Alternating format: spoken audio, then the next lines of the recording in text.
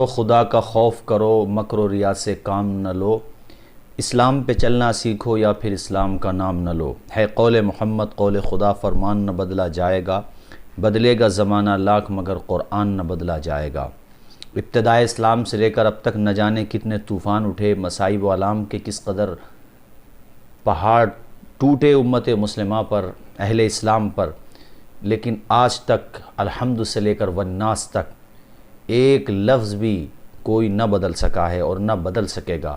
قرآن عظیم یہ اللہ تعالیٰ کی مقدس کتاب ہے۔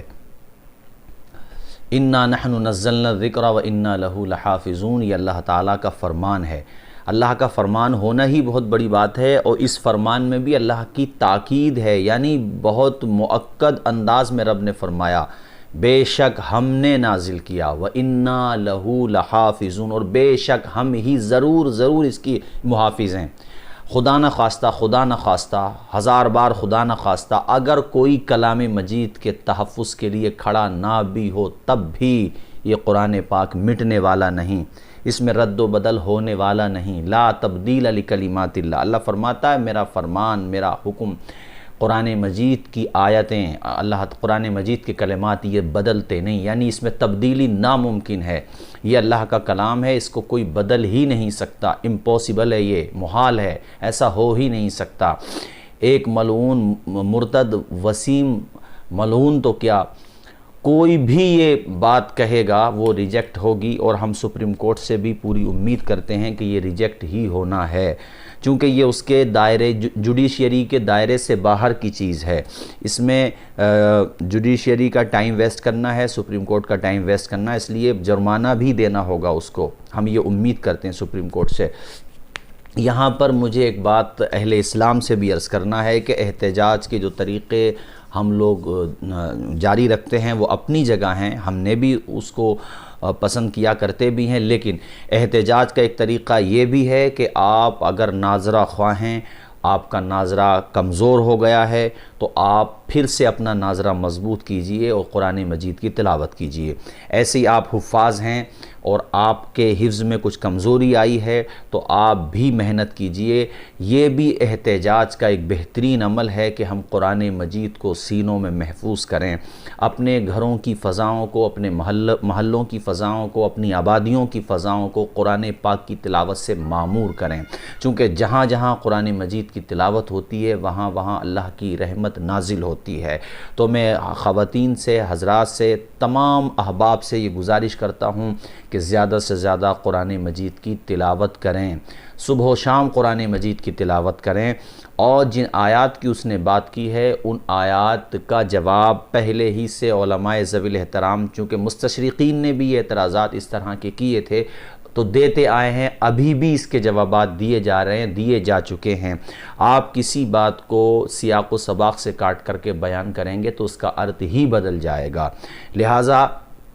یہ جو کہا جاتا ہے، یہ 24 آیت کی بات کر رہا ہے، 24 آیات کی، اگر یہ ایک لفظ کی بھی بات کرتا تب بھی قابل قبول نہیں ہوتی۔ جیسے کوئی مجھ سے کہے کہ دہلی بھارت کی راجدھانی ہے، تو یہ بات ہم آنکھیں بند کر کے مانیں گے، چونکہ یہ تواتر سے ثابت ہے۔ تواتر کا مطلب یہ ہوتا ہے اس بات کو اتنے لوگ بیان کر رہے ہیں جن کا جھوٹ پر متفق ہونا محال عقلی ہے، یعنی یہ محال ہے، ہو ہی نہیں سکتا کہ سب لوگ دہلی کو راجدھانی کہہ رہے ہیں تو وہ بھارت کی راجدھانی نہ ہو۔ اس وقت وہ راجدھانی ہے بھارت کی، تو سب کہہ رہے ہیں، جیسے یہ یقین الحمد سے لے کر والناس تک یہ رب کا کلام ہے، چونکہ عہد رسول سے لے کر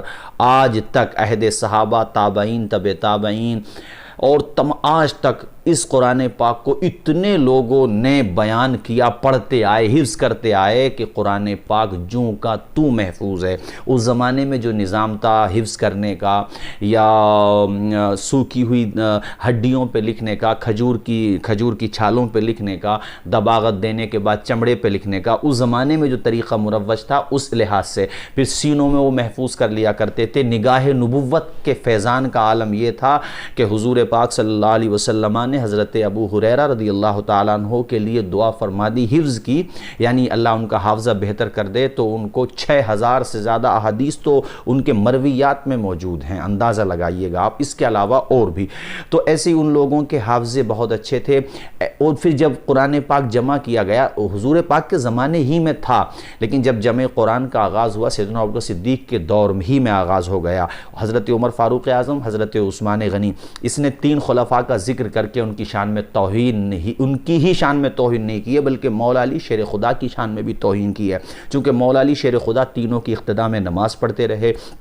تینوں کو خلفائے راشدین مانتے رہے، تینوں سے بے پناہ محبت رکھتے رہے۔ تو یہ اسلام کے ستون ہیں۔ اسلام تیری نبض نہ ڈوبے گی حشر تک، تیری رگوں میں خون ہے رواں 4 یار کا۔ ہم جس طرح سے خلفائے ثلاثہ سے دل و جان سے محبت کرتے ہیں، ایسی اگر ہمارے رگوں سے لہو نچوڑ دو تو ایک ایک لہو کے قطرے سے مولا علی شیر خدا کی محبت کا لہجہ سنائی دے گا، آواز آئے گی۔ تو مولا علی شیر خدا رضی اللہ تعالیٰ عنہ وکرم اللہ تعالیٰ وجہ الکریم نے اسی قرآن کو قرآن مانا، چونکہ وہ قرآن تھا، غلط ہوتا تو وہ یقیناً اس کے خلاف صدائے احتجاج بلند کرتے، لیکن ایسا ہو ہی نہیں سکتا تھا۔ رسول پاک نے جن کو اپنی زندگی میں مصلی امامت پہ کھڑا کیا، وہ صحابہ کرام جو ہم میں سب سے بہترین جماعت تھے، سب سے بہترین، خیر القرون خیر قرنی ثم الذین یلونہم ثم الذین یلونہم، ایسی حضور پاک کی صحیح سند کی حدیث پاک ہے۔ حضور نے ارشاد فرمایا، میری سنت کی اتباع کرو، اور علیکم بسنتی و سنت الخلفاء الراشدین المہدیین، خلفاء راشدین میں ہیں یہ، مطلب حضرت ابو صدیق، حضرت عمر فاروق اعظم، حضرت عثمان غنی، حضرت مولا علی شیر خدا اور امام حسن مجتبی۔ تو یہ خلفاء راشدین میں حضور پاک نے ان کی اتباع کا حکم دیا ہے۔ یہ کیسا مسلمان ہے خود کو کہتا ہے، اب تو یہ اسلام سے باہر ہو گیا، مرتد ہو گیا۔ اور بہرحال یہ بھی ایک اچھی بات ہے کہ اس کی کمیونٹی کے لوگوں نے اس کے بارے میں سخت رد عمل کا مظاہرہ کیا۔ اب میں اس کمیونٹی سے بھی یہ اپیل کرتا ہوں کہ یہ جو اس نے کیا ہے، یہ جو کہہ رہا ہے مجلسوں کے حوالے سے، یہ تو آپ اس کا جواب آپ دیں گے کہ اس میں کتنی سچائی کتنا جھوٹ ہے، مگر میں آپ سے بھی کہتا ہوں کہ خلفائے راشدین رضوان اللہ تعالیٰ علیہم اجمعین یہ دین کی اساس سمجھ لیجئے اس کو آپ، چونکہ آپ اس کو اگر چھوڑ رہے ہیں تو پھر بہت سارے مسائل کھڑے ہو جاتے ہیں۔ اس لیے آپ سمجھیے، مولا علی شیر خدا رضی اللہ تعالیٰ عنہ وکرم اللہ تعالیٰ وجہ الکریم کی محبت کا تقاضا یہ ہے کہ انہوں نے جن سے محبت کی ہے، جن کی اقتداء میں نمازیں پڑھی ہیں، ثابت ہے نمازیں پڑھنا، آپ اس کا انکار نہیں کر سکتے۔ تقیہ یہ آپ کے نزدیک ہو سکتا ہے، وہاں تقیہ کا گزر ہی نہیں تھا، وہ اللہ کے شعر تھے، خدا کے شعر تھے، سوال ہی پیدا نہیں ہوتا۔ لہٰذا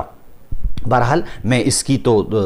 ہمارے اکابر علماء اور ہمارے جو اسپیشلسٹ ہیں ہمارے اہل سنت کے، یا ہمارے جو ماہرین ہیں، مفکرین ہیں، انہوں نے بھی سراہنا کی ہے، تو میں بھی ایک ادنا طالب علم ہوں، میں بھی اس کی سراہنا کرتا ہوں کہ اہل تشیع حضرات نے اس کا بائیکاٹ کیا، اور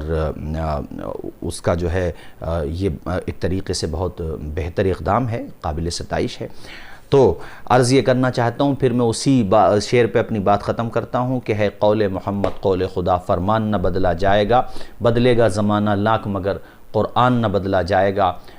تدوین قرآن کس طریقے سے ہوا، یہ ساری ڈیٹیل ہماری بکس میں، ہماری کتابوں میں موجود ہے، جو پڑھنا چاہتا ہے پڑھے۔ تو ایک وسیم مرتد ملعون کے کہنے سے کچھ بھی اثر نہیں پڑتا، اور مایوس نہ ہوں، گھبرائیں نہیں، حوصلہ رکھیں، قرآن پاک کی پابندی سے تلاوت کریں، مساجد کو آباد کریں، وَإِنَّا لَهُ لَحَافِظُونَ کو یاد رکھیں، إِنَّا نَحْنُ نَزَّلْنَا الذِّكْرَ وَإِنَّا لَهُ لَحَافِظُونَ، اس بات کو یاد رکھیں۔ ایک بات یہ کہ آپ اگر دین کی خدمت کرتے ہیں تو اس پہ اترائیں بھی نہیں، چونکہ اگر آپ یہ سوچتے ہیں کہ میں خدمت کر رہا ہوں تو یہ میرا کمال ہے، کوئی کمال نہیں، یہ اللہ کا احسان ادا کرو، اللہ کا شکریہ ادا کرو کہ اس نے آپ سے دین کی خدمت لی ہے۔ آپ نہیں کریں گے، اللہ نہ جانے کتنے اپنے دین کے خادم پیدا فرما دے گا۔ یہ مٹنے کے لیے نہیں آیا ہے، یہ مٹتا تو بدر کے میدان ہی میں ختم ہو جاتا، یہ ختم نہیں ہو سکتا ہے۔ فانوس بن کے جس کی حفاظت ہوا کرے، وہ شمع کیا بجھے جسے روشن خدا کرے۔